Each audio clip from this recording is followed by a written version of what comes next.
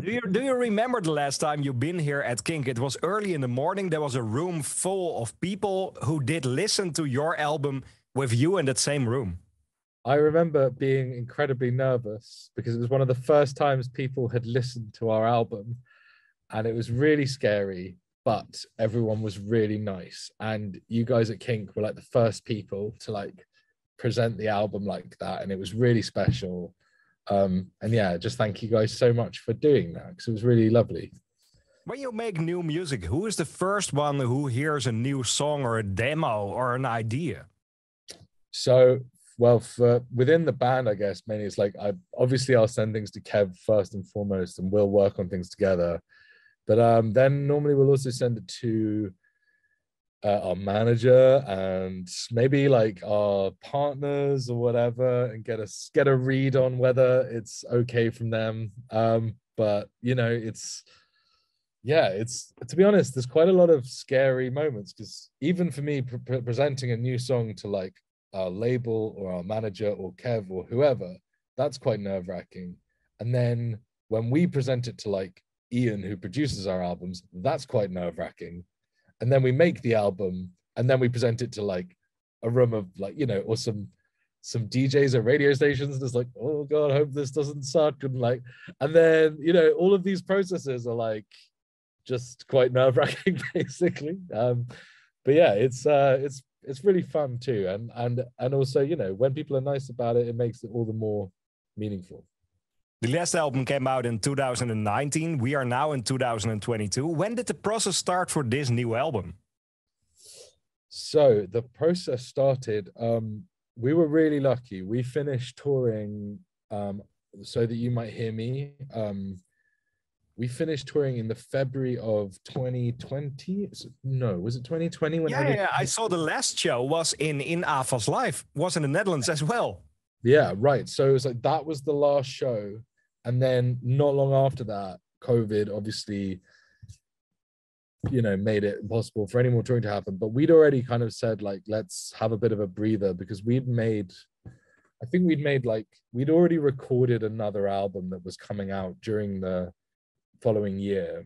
The Fragments album that we did with a friend. That was beautiful. Yeah.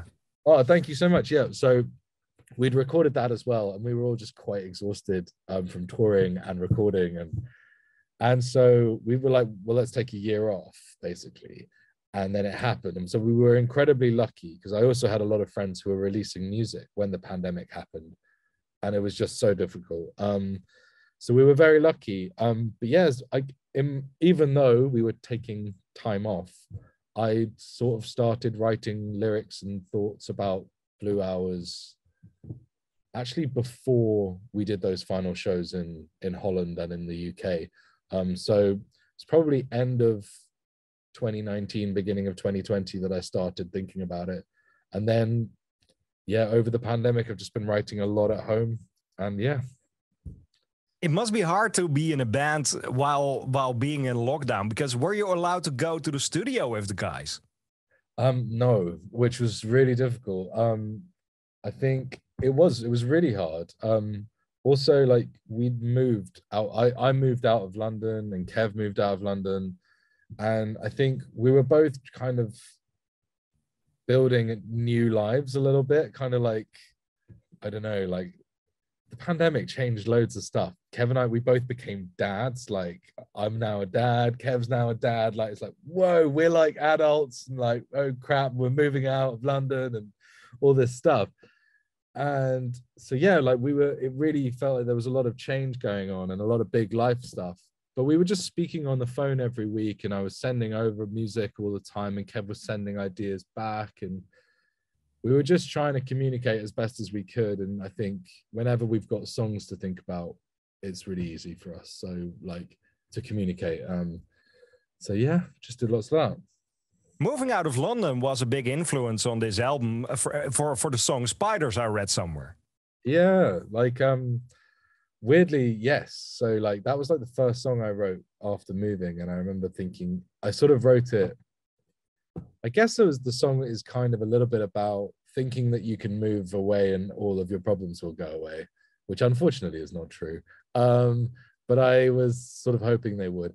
And I guess Spiders is a song about difficult thoughts kind of bothering you and making it hard for you to like get on with your life and stuff like that. And I think for me, yeah, I mean, it's like moving out of London and stuff has been amazing, absolutely incredible. But there's definitely, you know, it doesn't solve everything in your life, you know. And me and Kev talked about that a lot when we moved out. I think we both were looking for like, London's an amazing city, but it's also like, it's very intense and very claustrophobic and very expensive. And yeah, like, I don't know, it's a, whilst it's amazing, it's also quite a difficult place sometimes to be.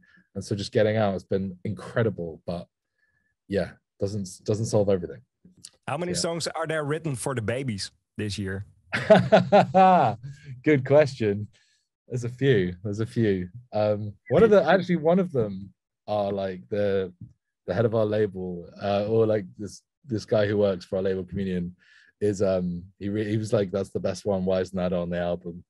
He was like, oh man. Wow. Yeah, so I'm like, oh well, maybe we'll have to put that out sometime. But yeah, what is that song about? It's just a song I wrote like when I wrote it in the 9th month or the last month of my partner's pregnancy, and I was like really nervous and excited. And yeah, it was just like a song to my daughter before she was born, and it was like, yeah, it's like a moment in time. So yeah, like, but it's a special song for me. Maybe it'll come out, maybe it won't, who knows. But this album is also the most personal Bears Den album so far. So maybe it's now the time to share this song as well. Yeah, maybe very soon. Who knows? There may be more. Who knows?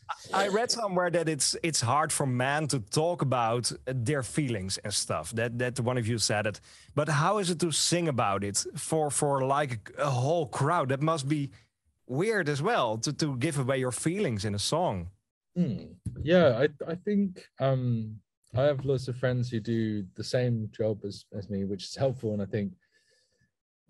I think it is a weird job.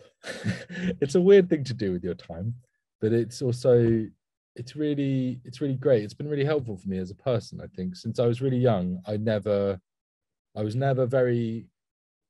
not always been very good at talking about my feelings to people, but I've always found it easier to write them down and sing them. And I think weirdly, it can really help you process things. I think the act of making anything and performing it for anyone, or like writing something for someone else to read, or making someone for, even if it's food or something, like making a meal for someone, creating anything for someone else that shows a bit of who you are, is incredibly therapeutic and life affirming. So it's been really helpful for me, definitely. Do you have a personal favorite lyric on your new album as well, which you can tell maybe now? I have to say I quite like the lyric in Spiders, which is it's 4 a.m. and the spiders are crawling. I think that's just, I don't know, it sort of sounds, it's a bit sinister and dark, but I like it. It's cool. Yeah. But yeah, like I'm normally quite like, oh, I don't really like my lyrics, but I like that one. And actually, you know, that song, we were trying to name that song for ages, because we were like, I can't pull myself out, that feels really long, and like, oh, you know, we can't do that. And then Kev was just like, Spiders, like that's the best line in the song. And I was like, oh yeah, good call, Kev. Let's just call it Spiders. But yeah, like yeah, just I think songwriting's really interesting.